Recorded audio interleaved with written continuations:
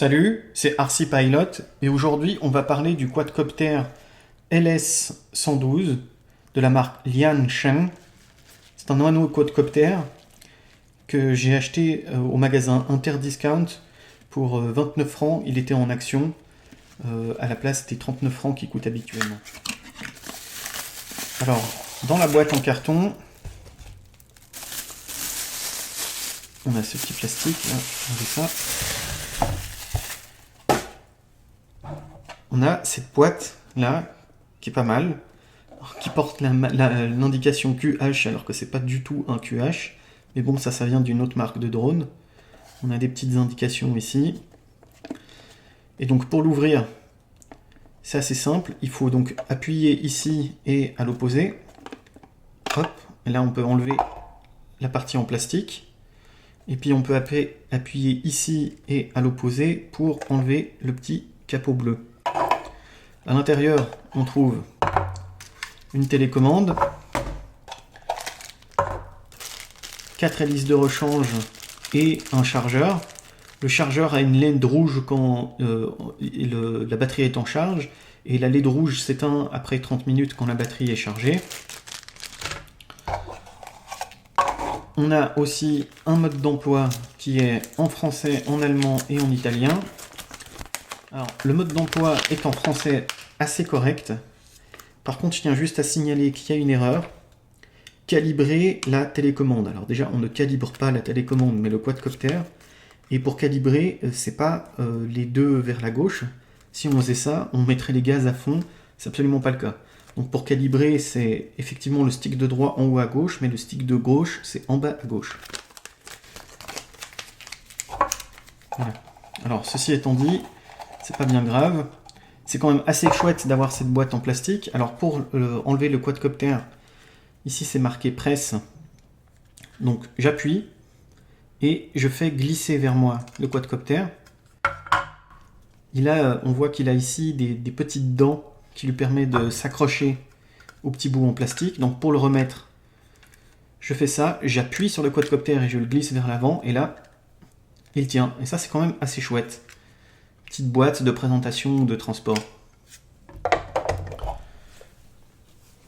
On va mettre ça de côté. Alors la télécommande, il y a une petite vis à l'arrière, malgré le fait que le quadcopter ne soit pas fourni avec un tournevis. Mais bon, j'imagine que vous avez tous un tournevis. Enfin, j'espère que vous avez un tournevis de cette taille-là chez vous. Voilà. Donc ça a besoin de 2 piles AAA de 1,5 volts.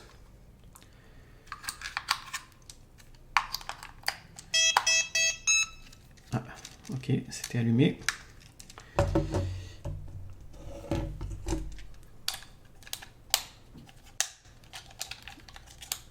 Donc, je vais remettre ça là-dedans. Pourquoi ça marche pas ?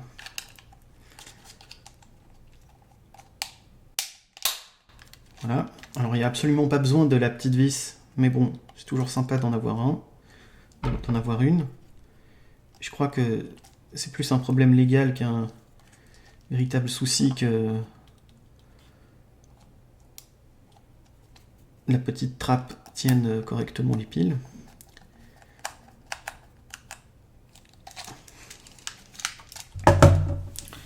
Voilà.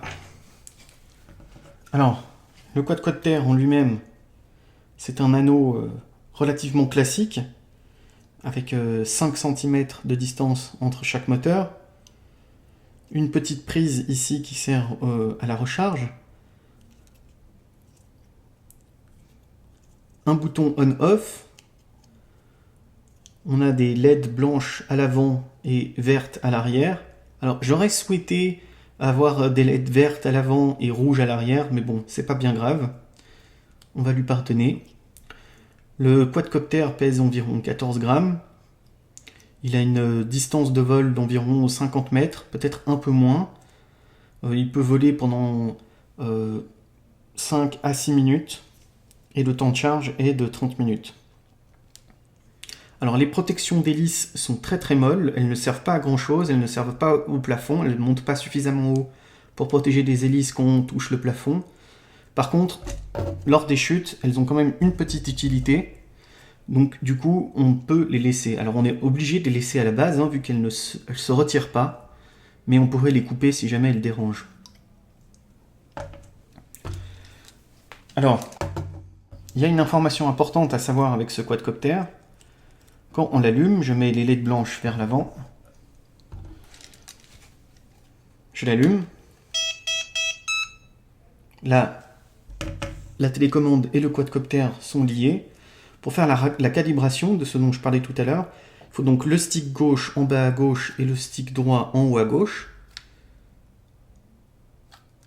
Le quadcopter est maintenant calibré.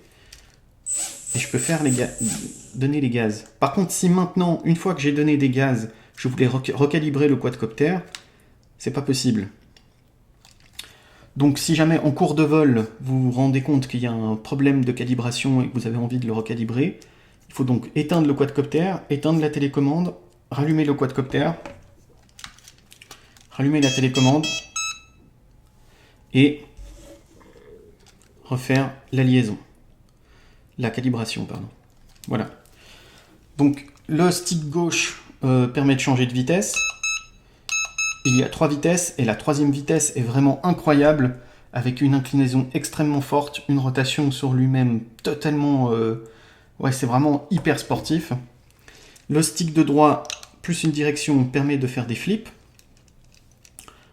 On a des trims pour la gauche, la droite et l'avant et l'arrière.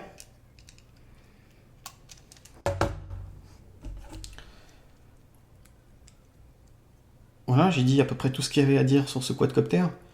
Je crois que maintenant, on va voir ce qu'il vaut lorsqu'il vole.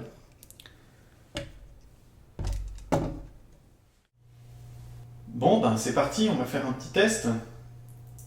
Donc je le mets sur on.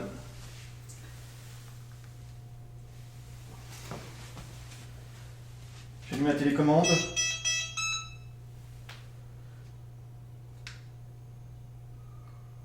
C'est recalibré. Et on y va.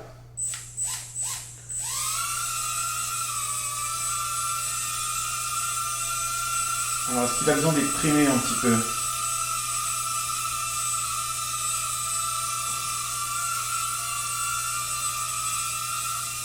Un petit peu, ouais.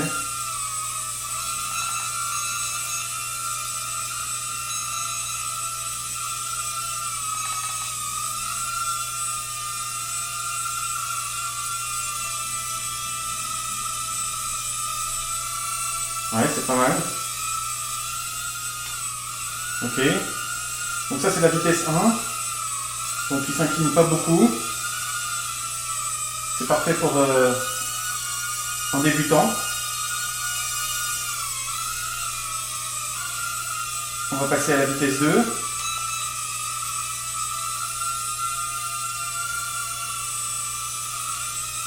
là, il s'incline déjà beaucoup plus. Ça, c'est parfait pour le indoor.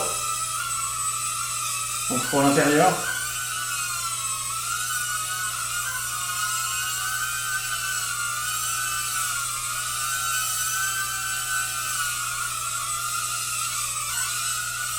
On voit déjà qu'il prend quand même une certaine vitesse. Et là, on passe à la troisième vitesse. Qui là, alors l'inclinaison est vraiment forte. Le quadcopter devient vraiment sportif.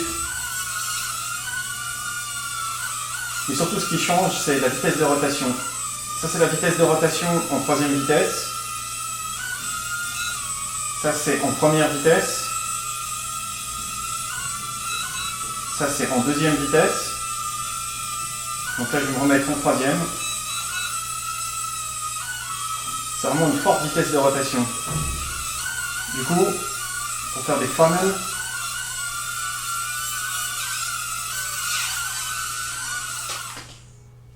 alors, évidemment, si je le fais tomber, c'est pas bon pour l'exemple.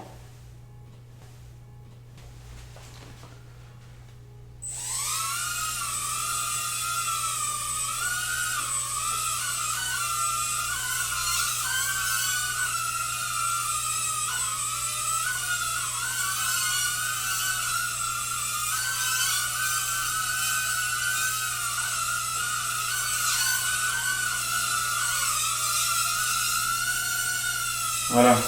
Ça c'est du Fanon. Ah, on a vraiment l'impression qu'il danse autour d'un moteur, quoi. C'est excellent. Du coup, on va faire un petit flip.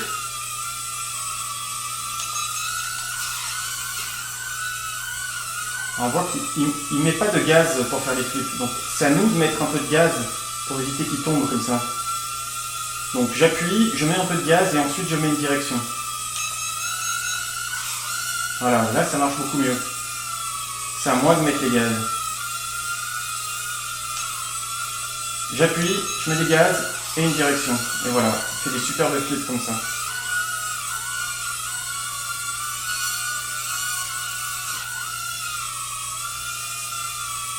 Bon bah voilà, je crois que j'ai montré à peu près tout ce qu'il y avait à montrer avec ce quadcopter.